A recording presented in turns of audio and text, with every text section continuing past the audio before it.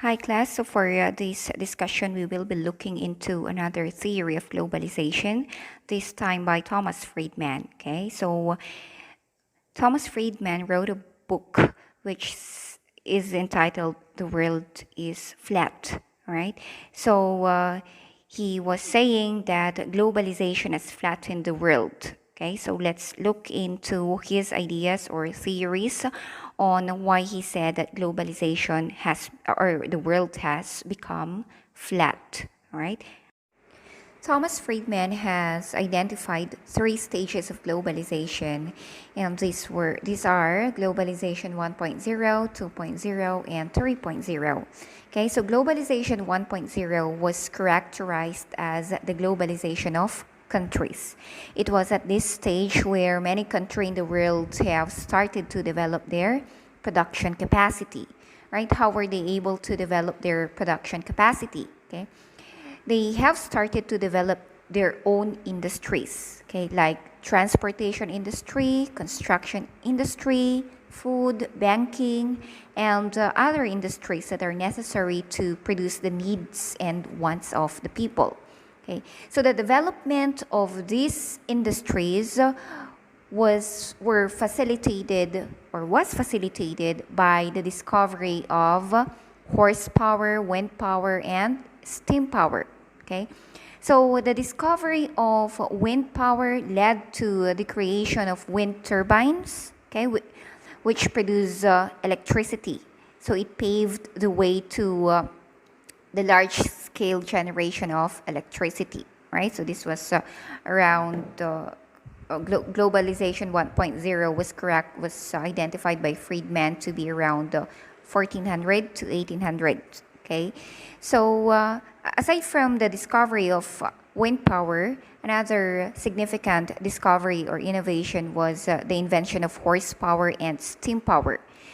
Both of these led to the development of machines that enabled both land and sea transportation like trains and ships. So it was horsepower and steam power that powered up transportation. Okay, so these inventions, horsepower, wind power, steam power, are crucial factors that led to industrialization and the emergence of companies. Okay, so because these are inventions that led to further invention of machines that would help people in producing. Okay, so this led to the emergence of companies. Okay, so individuals took advantage of the availability and invention of engines, machines, energy that would help them in production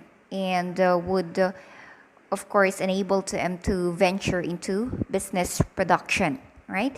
So each individual who would see an opportunity would form their own company or their own business and would start to produce goods and services. So production could be in the form of goods, the goods that we need for survival, or services like transportation, communication. Okay, so companies were growing in number, all right, to provide for the needs and wants of man. So competition was there, and as a result, the fall of transportation, of communication costs, which were originally expensive, has fallen. Okay, so there was a fall of transportation and communication costs, right? So under globalization 1.0 class, it was a stage where countries started to develop their own industries, and they were able to produce more. Okay, there were inventions that were made that helped them in producing goods and services. Okay, so trade, right, was intensified in that scenario. Okay, how was trade intensified under globalization 1.0? Okay, Since countries were able to innovate, inventions were made, machines were made, cars, ships, okay, were invented. So naturally, the exchange of goods and services has become easier. Okay, so the emergence of companies that would produce goods and services or cater to the needs and wants of man was identified as Globalization 2.0. So it is these companies who would bring different kinds of goods and services to different parts of the world. Okay, so what is available in the United States can also be available in the Philippines and other parts of the world because of the presence of companies who would, of course, export or trade, okay, goods and services. Meaning they have become an agent of globalization. Okay, so they have made possible, or they have made exchange or sharing of goods, information, services among people to be possible. For Globalization 3.0, characterized as the globalization of individuals, okay, it was under this stage where it was not only products and services that are moving, okay. So the movement of people has also become intensified. It has become easier, right, because of the invention of technologies, transportation technologies. Okay, so this was what Thomas Friedman called as the globalization of individuals, where people would migrate, live in another place. Okay, they would marry people living from other countries. So there is an exchange of ideas and knowledge also. Okay, so people from another country can service or give service to people of other countries. People have become connected. So there is the development of a network of people. Now you would call that as networking, right? So people from other places are also able to cooperate with each other for whatever good it may serve them, right? So there was business, profit, politics, public good, and so on and so forth. So those could be reasons for cooperating, for building networks with other people. So even now, there is now what we call virtual connection. You are connected online, right? You don't see each other face to face, but there is a virtual connection between you because of the presence of technology, right? That's connecting you online. So those are just some of the characteristics or examples of the globalization of individuals, or globalization 3.0. Under globalization 3.0 class, this is also characterized by intensified knowledge and skills. Okay, so more and more individuals are having specialized skills which they would practice, which would they use to earn for a living. Okay, which is why they would migrate, right? So they can serve, right, the places or countries which will need their skills or specialization. Globalization 2.0 class was driven by the emergence of multinational companies, which led to globalization 3.0. So that's the globalization of individuals. Because of multinational companies that provides goods and services, people have become interconnected. Okay, sharing of goods and services, including technology, have intensified. People were moving. People were engaged in work that are not only limited in their own country, but also outside of their country. Okay, so globalization 1.0 and 2.0 for Friedman were driven by the West. Okay, Western countries, Western individuals, right? So if you would look at in the most industrialized countries today, or most inventions, they've come from the West. Okay, and globalization 3.0 was, or accordingly, are driven by non-Westerners. This is because if you would look at most services and if you look at production, most of it are coming from okay, non-Western countries, or they are being powered up by non-Western people or individuals. Services, okay, are being made possible by individuals who are not from the West. If you would look at global supply chain, most of the production are coming from are really being driven by non-Western countries, right? So let's look into the 10 forces that flatten the world, okay? By the way, class, going back, Western countries have become dependent from the labor and produce of individuals from non-Western countries. Okay, just look at the people who are producing the raw materials. Okay, so Western countries cannot produce a lot of finished products without the labor of people from non-Western countries. Okay, and also the maintenance of even their services. The maintenance of the services of Western countries are being maintained by individuals from non-Western countries. Look at their healthcare system. All right, they have a lot of people working in their healthcare system, like say for example in Germany, in even in the USA, right? A lot of people, doctors and nurses, are coming from non-Western countries. Okay, even their skilled workers, right? The people who are constructing infrastructures in these Western countries or maintaining services in these Western countries are skilled workers that are coming from non-Western countries. So that's how important individuals are from non-Western countries. They have the skills, they have specialized skills that are needed in the production of goods in Western countries and in the maintenance or even production of services in the Western countries. Okay, so the first flattener of the world, according to Thomas Friedman, is the new age of creativity. Okay, the new age of creativity for him started when the Berlin Wall fell. Okay, the Berlin Wall, class, is where again? It's in Germany, right? It's what they call the Iron Curtain. Okay, iron because it's a wall, right?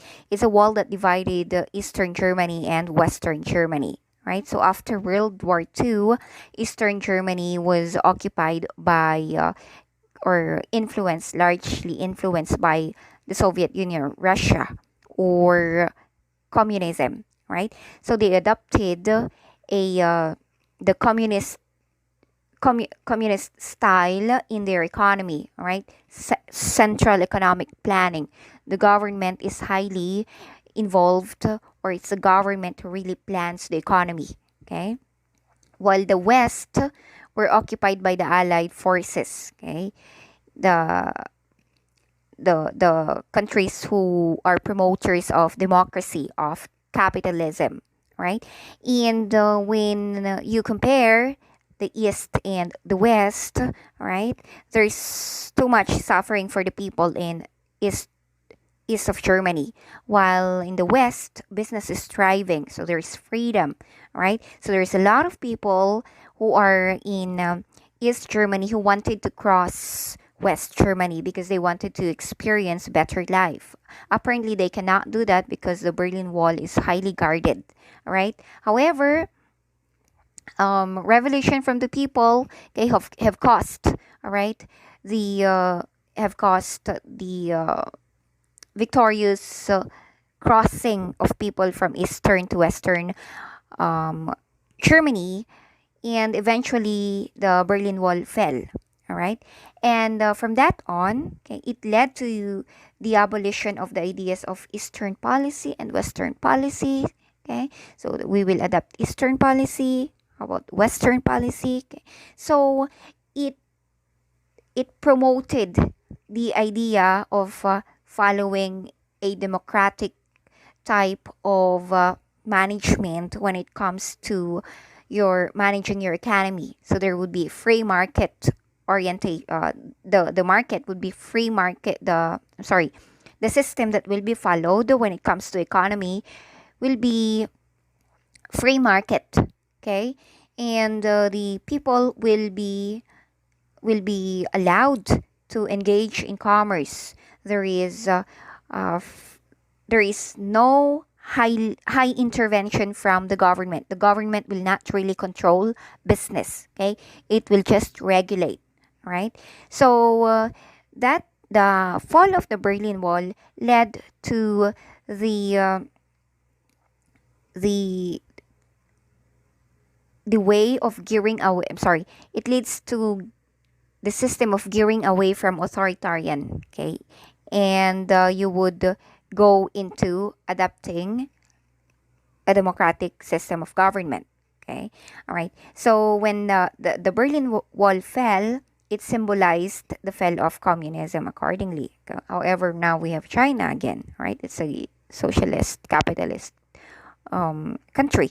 But going back to the Berlin Wall, okay, so it was in 1990, around 1990 to 1991, when it officially uh, opened. Okay, and after the Berlin Wall fell, when people from the East and and West Germany are allowed to travel to and from East to West.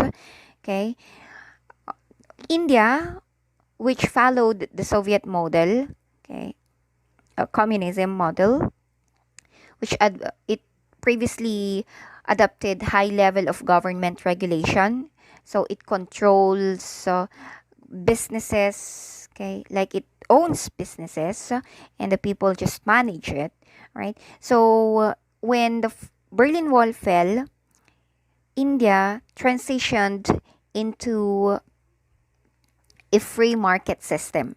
Okay, so it abolished trade controls, like because in communism the government controls everything. Okay, so it would limit the inflow of goods into the country, right? However, when these things were relaxed, okay, so trade barriers, controls were abolished, India accordingly had an economic growth, okay, from 3% to 7% economic growth. All right. So, which means that a free market or an open economy with less barriers is better. Okay. In the case of India, because its economy grew when it abolished trade controls. Its economy grew when it geared away from the Soviet model, okay, model of economic system, right? So medyo nag-relax si India, nag lean siya towards capitalism, okay, away from communism, right?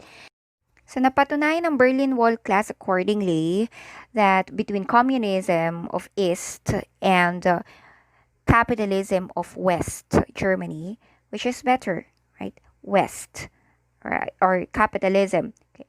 Open market, right? Less trade controls, less government intervention, right? That is why after that, most countries have adopted capitalism or a freer market in their economic system, right? So there's a lot of countries who followed through, okay, who geared away from following communism, highly regulated businesses into capitalism, like liberalism. The government will just regulate businesses but not really control businesses. So the new age of creativity again accordingly happened after the fall of the Berlin Wall. Okay?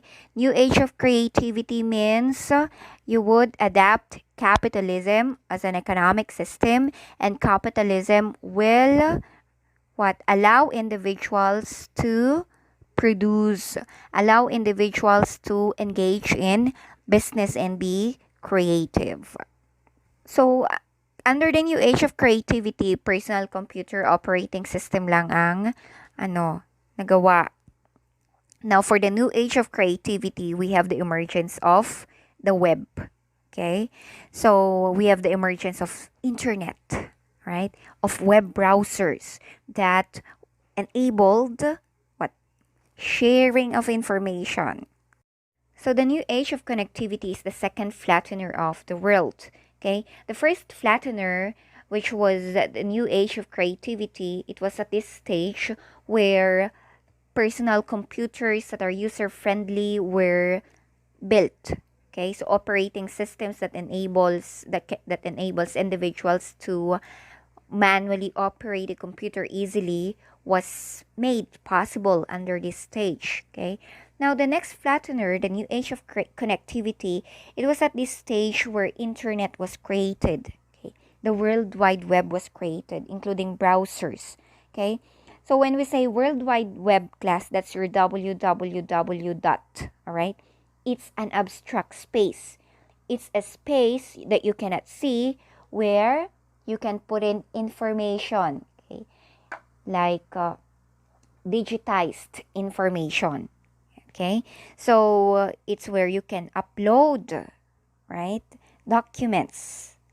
When we say internet, World Wide Web is your space, okay, where you will put in your information, your documents, okay. Under for the internet, it's a network of networks made from computer and cables that will enable, okay, the delivery of information, digitized information anywhere in the world, okay, normally under a second or minute, okay, right? So whatever you have uploaded in the World Wide Web cannot be shared, cannot be delivered to anywhere in the world without internet, okay? Now, so granting that you already have internet, you were able to upload your documents, your videos, your sound, okay? Nandun na siya sa abstract space which is the World Wide Web or your www, okay? And then with internet, you can share it to someone from here in the Philippines to someone in the United States. However, okay, we have web browsers also that will enable that person in the United States to search, okay? That will enable the person to, of course, search and receive your documents, your sounds, your videos, okay? That will enable him or her to access what you have uploaded in the World Wide Web. So your documents, your videos, can be uploaded in the World Wide Web and can be transferred, sent by the use of internet, okay? And it can be accessed, it can be received when we of course have a web browser. What are your web browsers? Your Google, your Mozilla, your Yahoo, okay? So this made communication very easy for business, right? Meron ka ng computer which can do the work faster. You don't need to write. You can just type, okay? Pwede mo nang i-soft copy ang printed copy and then you just upload it in the World Wide Web, right? And then just using internet, you can send it through email to someone to the United States, and that someone, wala pang app, sabihin natin www.gmail.com, will use browser to access what you have sent. Alright? So the flow of information has become easy under the new age of connectivity. Next, we have the third flattener, which is the workflow software. So, softwares were created to make the flow of work easier, okay? To make the flow of work more efficient and faster. So, merong software. Like say, for example, before, you would take order from a paper, right? After taking the order, you will walk to the shipping department to of course, deliver the order. And then the shipping department will walk to the billing department to get a receipt, okay, or an invoice muna, right? However, with the development of softwares that you can use, you just take the order, just email, enter into the computer system, and because you have a software, it will just enable you to email into the shipping department, right? Kinomputer mo lang, tinype mo lang yung order, in-email mo na sa shipping department, tapos si shipping department will just, what? Scan or send the product with the bill. Okay? Marami tayong software na nagpapadali ng buhay. Right? Let's say, for example, the ordering system of Jollibee, right? They just type your orders in their what you call this, their computer in front when you order, right? And it is automatically routed to the people in the kitchen, so they can see it, right? And then automatic rin nagprint ng receipt.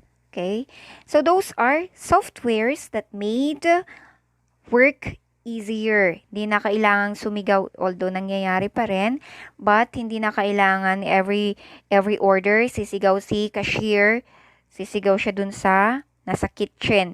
No, because they already have a software that will enable the people in the kitchen to look at the order, okay, orders that are being made. So that's how software makes work easier. Just an example. Like softwares that will enable customers to process online payments, right? So whenever I would pay my credit card, let's say for example my BPI credit card, I do not need to go to BPI, right? I just, because they have a software made available online, I can just log in, right? And just pay my credit card online, right?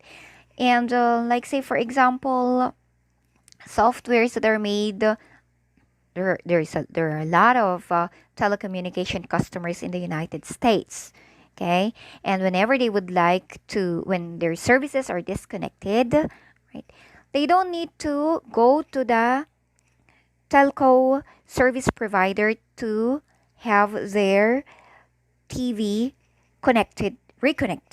Okay, what they need to do is just call and pay their balance or their due, and then the person who received their payment will just enter enter the details of the customer, the amount that was paid, and then after which their system will automatically turn on, reconnect the TV service of the customer.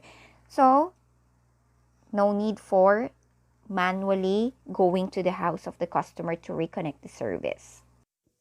In our next discussion, we will be looking into the next flattener, which is uploading.